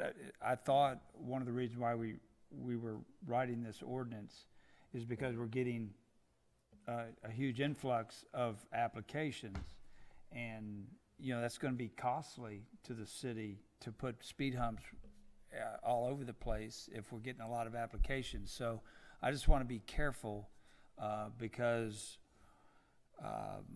one subdivision makes application and they don't have enough money in their HOA account. However they pay for that $7,000, they're going to make the same request. That maybe I could see a street where this is not supported by an HOA. We've got a couple of examples of those that we're putting speed. I forget the streets. Mr. Thompson could probably remind me. But anyway, I just want to be careful. The reason we're doing this is part of it is cost. They're not cheap putting those things in. So anyway, that's all I had. Right. Thank you, Councilman Watts. And I do agree. I know that we had a lot of requests for speed humps, and I'm glad that Attorney Littlefield has clarified that the city can install speed humps if we see that there needs to be. However, if there is residents or like a street that does not have an HOA, it may not even have that many residents, that we make sure that we look at each request case by case and that burden would not be on residents that could not afford it. It could even just be one or two residents, or maybe even one that requests, because there's not anything that I've seen that there has to be a certain amount of petitioners that is requesting a speed hump. So I think we're saying the same thing. I understand what you're saying, and I'm fine with that. I think and just Councilman based on Watts what is Ms. saying. Littlefield stated, that if there are findings, that the city can opt to do that to install anyway. I guess Councilman Watts is saying too, I don't want to speak for you, I'm just trying to clear, because it's getting a little foggy, is that we can decide to do it as a city if we see that it's necessary, but if people are requesting, because we've had so many requests, we don't want to make a loophole for the citizens not to put forth some resources to have a speed hump done. If we're not seeing a need and they want the speed hump, they're requesting it, then they need to come forward and pay for it. And we should not have a loophole to say that we will incur that cost because we didn't look to see if it was a problem. It wasn't an issue for us. But if we see that there is an issue and we need a speed hump, that as a city, as a government, we can do the speed humps ourselves. Is that right, Ms. Littlefield? Yes, ma'am. This is meant to provide a method for citizens to bring you their petitions, but it's not meant to be the only way that speed humps can be authorized. So petitions are one way and cost, and another way is just a request, and we look at it overall and make a determination. And cost not being an issue with that, if we deem necessary. Okay. Yes. Okay. You said that very well, Madam Mayor. Exactly. Okay. All right. So if there aren't any other comments or questions, I'd like to ask that the item 20-345 be approved. Thank you so much, Madam Chair. We have a motion to approve. Item B is, do we have any further, I apologize. There's a motion to approve. Is there a second? Second. Thank you so much, Councilman Davis. It's been properly moved in second to approve item 20-345. I know we've had some discussion. Is there any further discussion or any clarity that the elected body needs as it relates to this item? Thank you. I don't see any. All those in favor of approving 20-345, please say aye. Aye. Opposed, nay. Aye. Thank you. I apologize. Opposed, nay. The ayes have it. 20-345 is unanimously approved. Thank you, Madam Mayor. There are no other items under transportation. Thank you so much, Madam Chair. We'll move on to item number 19. Is there any other business to come before council this evening? Yes, Madam Mayor, I'd like to bring up an item. Yes, ma'am. Yes, just wanted to check the status of, there's a resident that lives in Lake Ridge subdivision off of 92.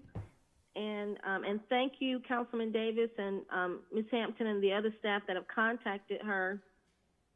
In regards to her backyard is receiving, or because of the construction, the backyard has begun to erode. And I just wanted to see, have GDOT been contacted, and has someone from GDOT communicated with her? I just spoke with her last Thursday, and then there had not been any communication.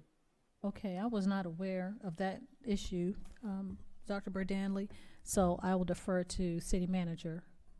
I think, Madam Mayor, Councilman Davis is raising his hand. Okay, I apologize. I didn't see you, Councilman Davis. Yes, I talked with Mr. Polk that's over that project, gave him his her address, and I talked with her a couple of days, and to make sure he gonna go by, he said he'll go by and talk with her and look at her backyard. Okay, Councilman Burdanley, did you hear your colleague, Councilman Davis? I did. Yes, ma'am, I did. What I'll do, I will upload pictures, and thank you, Councilman Davis. I'll upload pictures to our city manager so that she can also follow up. I know the Water and Sewer Authority was also involved, but I'll make sure that everything is forwarded so we can stay on top of that. Okay, and City Manager, if you please can forward the pictures to me as well, so that I'll be aware of the situation. Yes, ma'am, you had a comment? Yes, ma'am. Councilwoman Burdanlin, when you sent the email to me this week, I did forward that to the Executive Director of the Water and Sewer Authority, and he mentioned that they have a meeting, and I can follow, when you send me the photos, I'll follow up with him as to the result of that meeting. Perfect. Okay, and I just wanted to say that the resident was very pleased with the follow-up from Councilman Davis. Also, Ms. Hampton, she was very pleased with your immediate follow-up with WSA. They followed up immediately. I just didn't hear that GDOT had been involved. From my understanding, the Water and Sewer Authority is have stated to her that it's a GDOT issue. So I'm not sure when the next meeting the staff will send those pictures today, this evening. And thank you, Madam Mayor. I don't have any other comments under. Should have some information for you tomorrow. I called Mr. Pope and see if he made it by to see the resident. Okay, perfect. Thank you. And Madam Mayor, Thank just you. Yes, to ma'am. announce to the committee chair, the next GDOT meeting that staff has is Thursday at 3 o'clock. The next staff meeting, Okay, the next perfect. meeting that staff has with GDOT, Madam Chair of Transportation, is Thursday at 3, this Thursday at 3 o'clock. Thank you. You're welcome, and I will follow up as well with WSA to figure out what's going on. And thank you, Councilman Davis, for contacting Mr. Pope from GDOT. We appreciate that and hope the citizen gets this concern remedied soon. Do we have any other business from council members? Thank you. Not seeing anything. We'll go on to updates from city staff. The city attorney, Mr. Dotson, Chief Assistant City Attorney, Ms. Susan Littlefield. No business, Madam Mayor. Thank you, ma'am. Our Chief of Police, our Police Department is Mr. Davison, Major Davison. No business tonight, Madam Mayor. Thank you so much, sir. Our City Manager, Ms. Marsha Hampton. Yes, ma'am. The only thing that I would add is that I've asked Mr. Travis Landrum to make a report after the final staff report.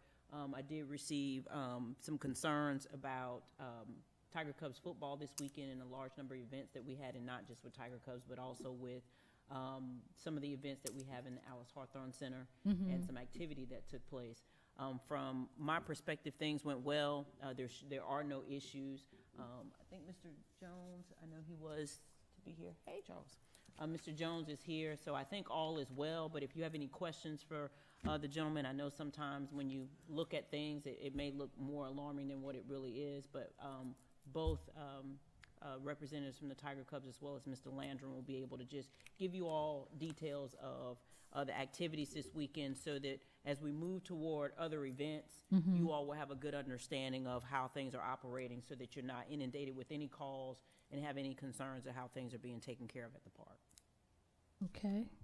I know we're in transition. It's very difficult to have our activities there with inadequate parking or just, impediments and blockages with all this Madam Mayor.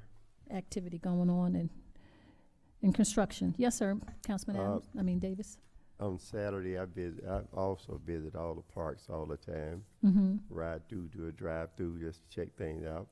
So Saturday, I was not called by anyone. I came down and attended that great event, and I went to the front gate. They had the temperature check. They had the masks. They was selling them for $1.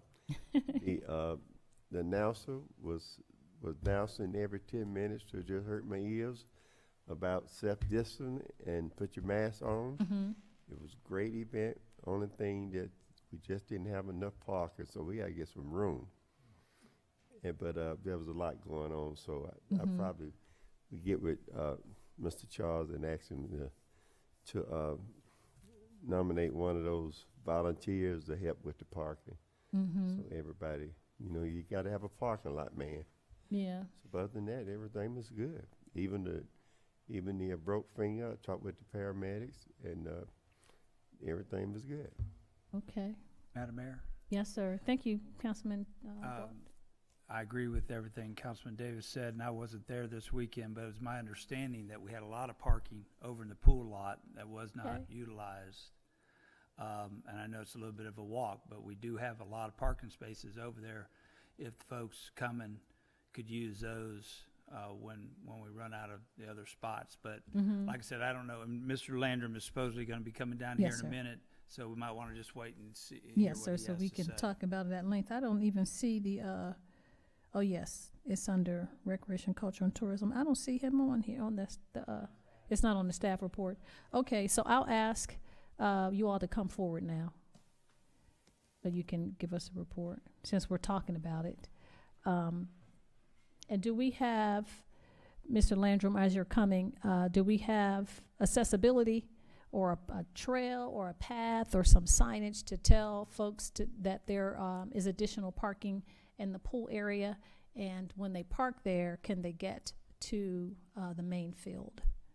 Yes, ma'am. Well, it's the same. Give us your name and address, please, Oh, for I'm the sorry. record. We know Travis you, but Landrum, just in case. Travis Landrum, Parks and Recreation Director. Yes, sir. 8830 Gurley Road, Douglasville, Georgia. The parking that's available, as Coach Watts mentioned, is the same parking that's been there throughout the previous years. Mhm. There is access to still get to the football field and the other side of the park. Coming around that access point from that parking lot, Mhm. they would just have to deviate from what used to be the cut through, where there's now a sidewalk put there from the construction. They won't be able to cut through from the pool side to the current side of the area. But How'd they get there? Well, via car.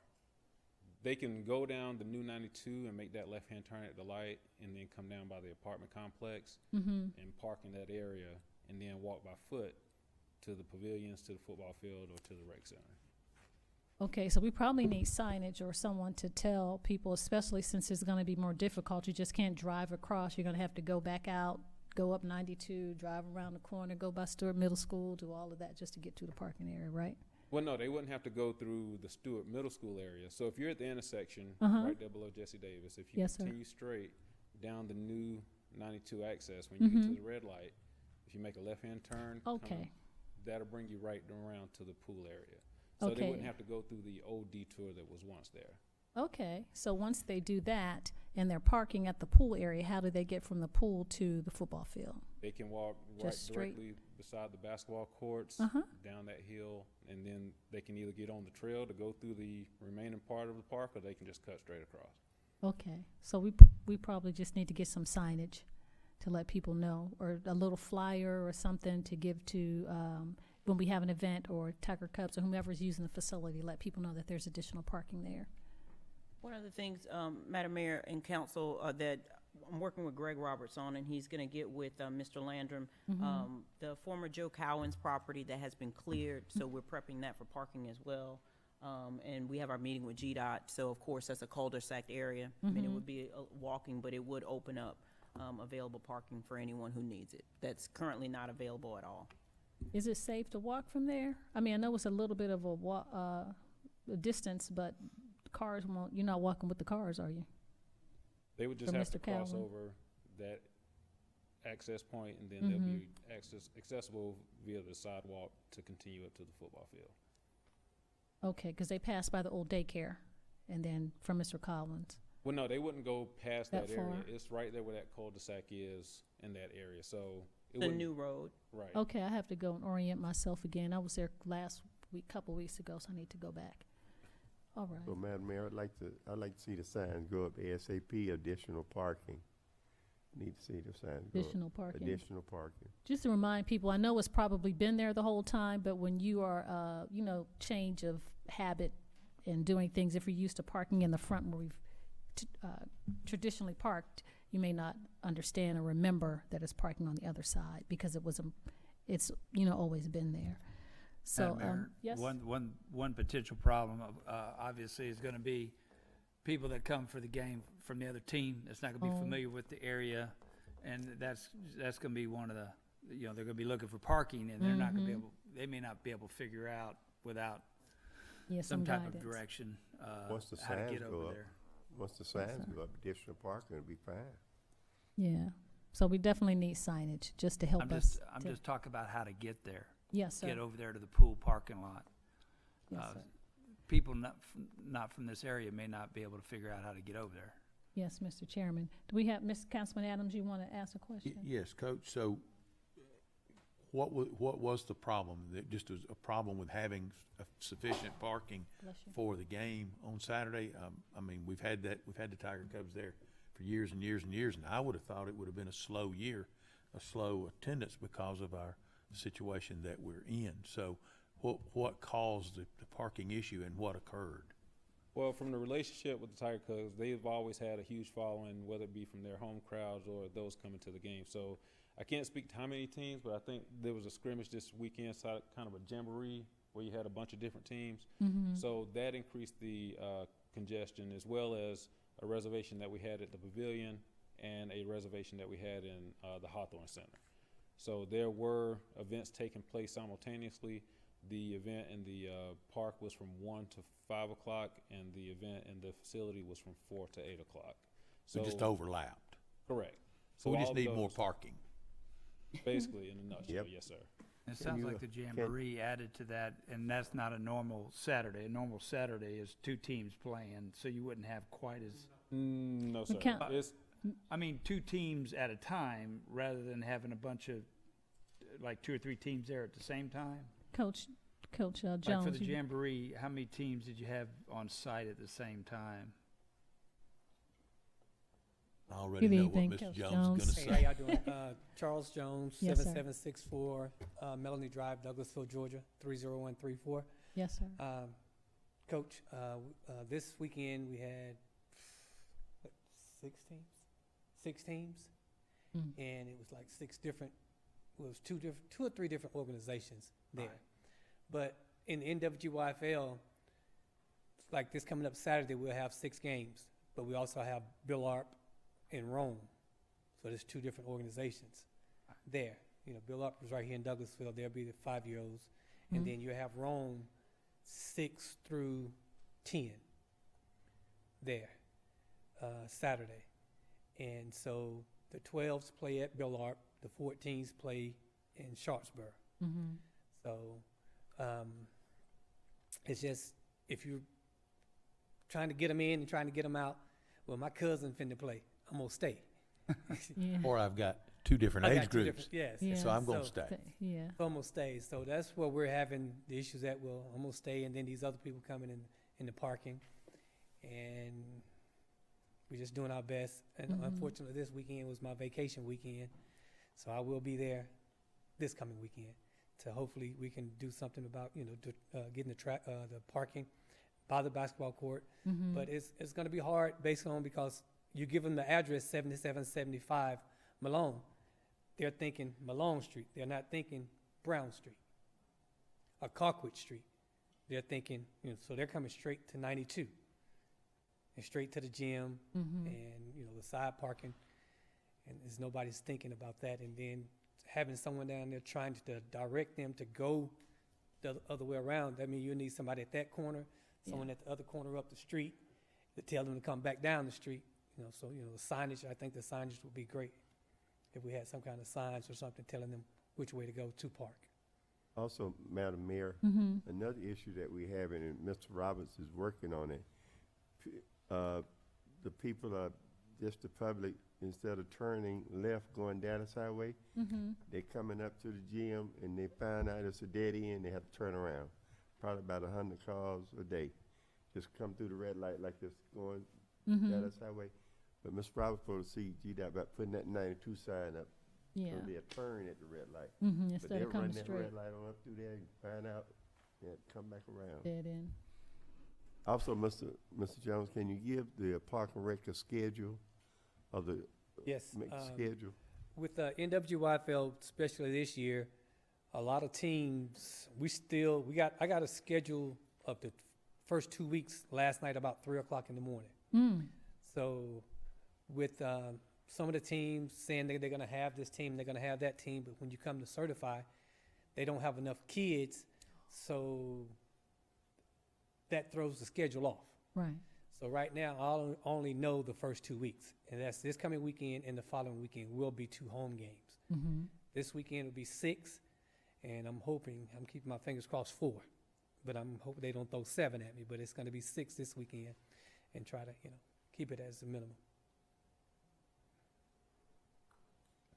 It sounds like y'all did a great job, though, under, the circumstances. We're doing our best to keep, make sure everybody have their mask on. We are selling masks for $1. I mean, because, we're nonprofit. We can't afford to go out and Give them away. And so, and we encourage. And we did order masks for the kids, but unfortunately, with this COVID, FedEx don't know where they are. Okay. Well, thank you for trying to give recreation during this time of giving children an outlet to have some certainty and normacy in their lives of playing football. And we apologize for all this construction. Hopefully, the next few, next year it'll be a little bit better, and I think the signage will really help us. Yeah, I'm just looking for the future. I know it's going to be bigger and better. Yes, sir. As time comes, I tell my parents to be patient, and we're going to get more parking. We're going to get this. We're going to get that. Just keep your fingers crossed and let's keep working. Yes, sir. So, but you know where the pool area is, yes. right? Yes, sir. So we can get some folks over there. Any other comments? Yes, sir. Thank you, Councilman Madam Mayor. Mr. Jones, I would just ask if it's possible for those teams that you manage, our local teams here for the Tiger Cubs, maybe send out a blast to ask them to do that parking remotely. Only because they're familiar with it, like Coach said. Right. I mean, that's something different in an out-of-town group coming in. Yeah, that's and something not we can do. Yes, We it have is. a group called Spun. We'll send it out Sure. to all the parents. It's park further away, sort of like when you go to church. Yes. You're gonna have a big crew, big group there. You want yourself, your members, to park as far away as you can to give those visitors the opportunity to be up close. I So will. maybe that would help. Yes. I don't know. But That's a great anything we can do. recommendation. Thank you.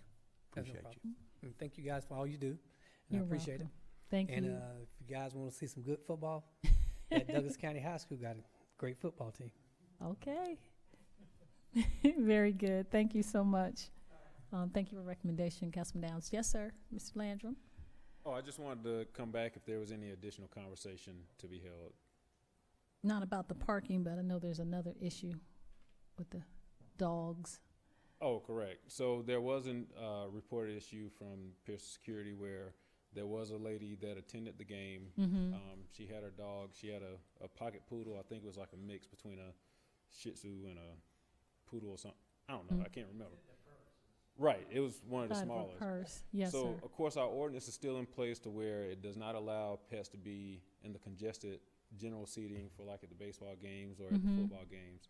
So she unfortunately brought her pet into the event, and from what I understood, there was a situation where it bit, I think, a 15 or 16-year-old, and that led to an altercation. So the police were called, and there was a report provided by the police department, but I shared that information with the city manager and also city attorney in the event. Some calls came in, but there was an incident that took place at the game Saturday.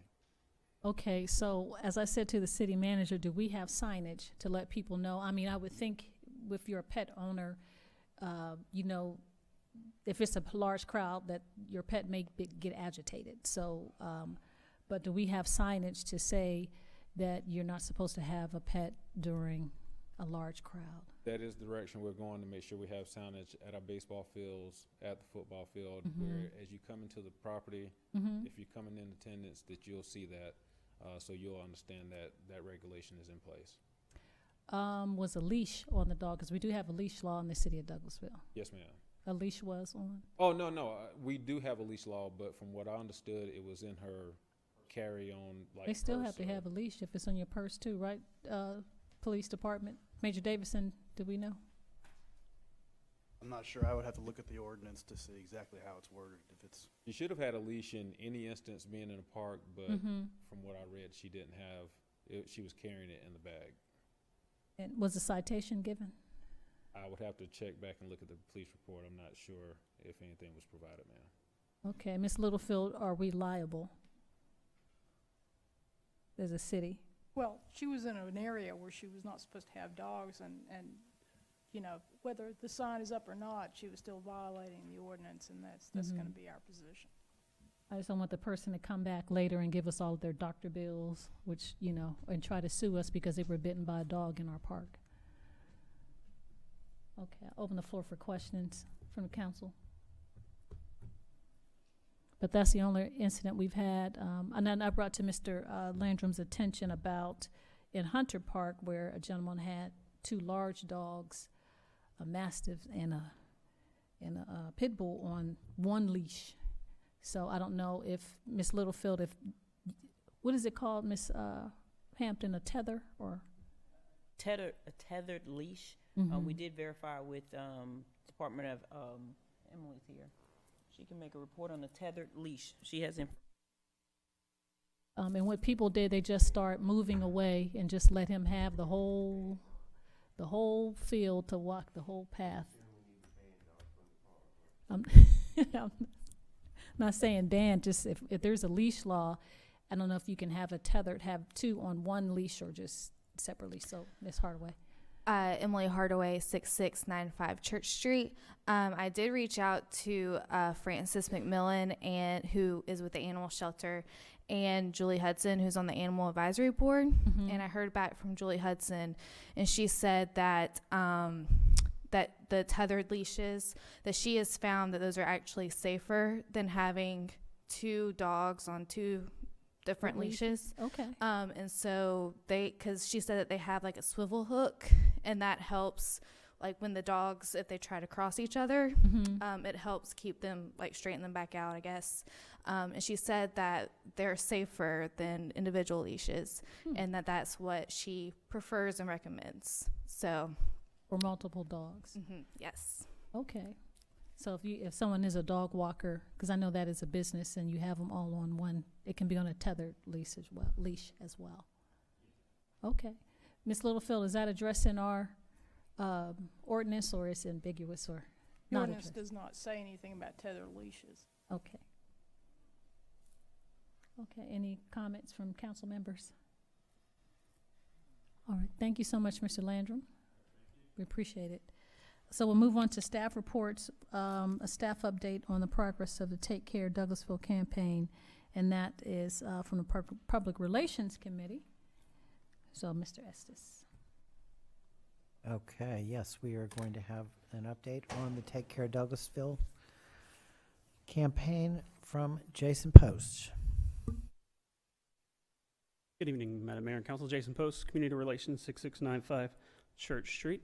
So just as a quick recap, our Take Care Douglasville is our campaign to help promote health and safety practices in the community surrounding COVID-19 right now. So we have 3 main focuses in our campaign. The first one is take care of yourself. This is where we're promoting people to get out, go to our parks, stay healthy, stay fit, stay healthy both physically and mentally. The second area is take care of each other. This is where we're promoting social distancing, encouraging citizens to wear a mask, wash their hands, proper disposable of PPE, things like that. They're our basic social distancing practices. And the third area that we're focusing on is our take care of business. This is where, excuse me, a lot of our local businesses have gone to extreme measures to make sure they can still provide services to our community in a safe way.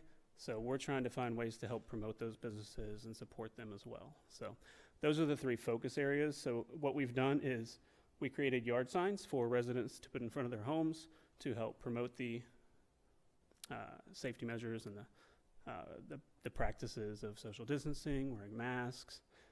We've created, excuse me again, window clings for businesses to put on their storefronts to identify that they have dedicated to all these social distancing practices that are required by CDC. So we're wanting to help them to show that they are build their consumer confidence within the community as well. So we've given them window decals to help show that they've taken the pledge to our community safety. We have ordered branded masks to help encourage our citizens to be kind and considerate of each other, those around them, to wear a mask whenever they can, whenever it's feasible. We've made all of these items available in our Douglasville Welcome Center, and we've made them available free to the public to come in and pick up and promote that community support. And we've had an overwhelming response to the campaign so far. So on the first couple of days that the campaign was launched, we launched it 2 weeks ago to yesterday. In the first couple of days, we had about 150 businesses and residences go online, take the pledge, Mhm. reserve their care package of signs and masks. We actually depleted our original stock of yard signs and masks that we had ordered. So we quickly reordered another batch. We have more stock in now, so we've started pushing the campaign again. We've had a very positive response on social media from local businesses who are sharing pictures of their business, their employees wearing the masks, their signs in front of the business, wearing the little buttons, encouraging people to wear masks, wash their hands, and practice social distancing. We've had a positive response from our residents who have, again, on social media, who have come out and said, thank you for pushing this message. Thank you for encouraging this in our community. Overall, it's been a very positive response in general. So far, we've given out or reserved nearly 700 masks, about 250 yard signs, over 300 window clings, and nearly 400 buttons. We've had a very positive response from local businesses, very positive response from residents. We were actually highlighted on WSB really early on after the launch. One of our media contacts reached out. They were doing a piece on cities who were mandating masks. So I was able to explain the campaign, explain what we were doing, and they highlighted the campaign, and they highlighted Douglasville as a city that was taking a positive stance on the mask debate by promoting kindness and consideration. So it was a really good piece, a really good light for Douglasville in that piece. So overall, it's been a very positive response. We've got a lot of things planned in the next week or so on social media to continue to push the messaging. We've got a lot of residents who have sent us photos of themselves wearing the masks and telling us who they are masking for, and we've got some campaigns set to go out over the next couple of weeks to continue to push social distancing, encouraging wearing the mask whenever you're out in the public, washing your hands, and proper disposal of PPE. We're seeing a lot of the disposable masks just laying around the city as well, so that's another one of the main points we're wanting to focus on, is making sure that those are put in the proper place so they're not just laying around the city and stuff as well. So that's where we currently are. We're super excited about the response we've had. We've got a lot of good things planned, but I would be happy to take any additional questions or concerns that anyone may have about the campaign in general. Okay. I want to thank you for everything you've done. It has been extremely successful. I know firsthand. I put a sign up in my yard 2 weeks ago, and I still have people calling and emailing and knocking on my door asking, where can I get one? So I now keep a stack at my house and say, here you go. So they're popping up all over, and it's been extremely successful. So thank you very much. Welcome Center would be where we'd pick up the signs. Yes. Thank you. Councilman Estes, I was going to say thank you so much, as the other council members have said, Mr. Post. We appreciate the approach that you're having in this campaign, and council members were given 5 masks. I sent one. There's 5 people in my family, so my daughters have one on campus in a smiley sign. You can see smiles through the mask. And so my daughter at Savannah State said someone asked her if they can have one. So it's all across. So at Kennesaw State and at Savannah State. But I want to thank you also. I did receive an email from the director of CAC and the chamber, and they wanted to thank the Welcome Center for giving them a packet of masks and signs and all of that and buttons. So thank you so much. The community has been great about, a lot of the community organizations have been great about coming in and taking the masks and wearing them. The CAC, the Sheriff's Department came and picked up a large number. One of WellStars has come and taken some as well. So a lot of our larger area organizations are helping to push the message as well, because they understand the importance of getting it out there and letting people know. So it's been very good. Very good. Okay. That's it? Okay, thank you so much. Thank you, Mr. Post. In our last staff report is regarding COVID-19 safety training, and that is from Recreation, Culture, and Tourism Committee. Councilmember Watts. That's Samantha. Madam Mayor, you've already said it, so I'll just turn it over. Samantha. Ms. Rosado, go ahead. Quite as tall as everybody else. Good evening, Mayor and Council. Samantha Rosado. Can you hear me? Okay. Samantha Rosado, 12385 Veterans Memorial Highway. As you are all aware, COVID-19 has made quite an impact on tourism in the city of Douglasville. The Douglasville Convention and Visitors Bureau has worked hard to ensure that we are proactive, ensuring that residents and visitors feel safe when frequenting businesses in our community. As Mr. Post just stated before, The CVB has partnered in the Take Care campaign, allowing businesses and residents to take the pledge on the Visit Douglasville and City of Douglasville website. We have recently partnered with Unified Standards and the Georgia Chamber of Commerce to provide businesses within the City of Douglasville limits a virtual training that will assist them in complying with the governor's mandated guidelines. In front of you all is our promotional graphic that we are providing to the businesses in the city limits via email, social media, and newsletter distribution. We have purchased 500 seats in the virtual training, and these will be made available on a first-come, first-served basis. Businesses that are interested in the training will complete a form on the Visit Douglasville or City of Douglasville website. I will then screen the request to ensure that the businesses are in the city limits, as I am working with finance on collecting that information. Once the verification is complete, they will receive the link to register, and we will be able to complete the training based on their sector. The training is personalized dependent on your industry, such as a restaurant, gym, school, movie theater, or bowling alley. Each sector is given a toolkit to use before and after their training is complete. Participants will also be notified when the training is updated and will be encouraged to go back and complete it based on the new training information provided. Should we still have remaining seats open in October, we'll begin to allow Douglas County businesses the opportunity to complete the virtual training. By offering this program to our businesses, we believe that it will indeed show that we are stronger together and that we are ready to welcome visitors into our community because we are pledging to take care. Thank you so much, Ms. Brazotti. Councilman Watts? Did anybody have any comments or questions for Ms. Rosato? Thank you for your efforts on that. Thank you. Thank you so much. Any other comments from council members with the staff reports? We'll go on to citizens, comments from citizens and delegates. If we have anyone who has sustained the meeting and like to address us, please come forward, give your name and address for the record, and you have 5 minutes to talk about any business germane to the city. I don't have anyone, any takers, as Councilman Davis could say. Do we have any other business to come before council this evening? Not seeing any, then this meeting is adjourned.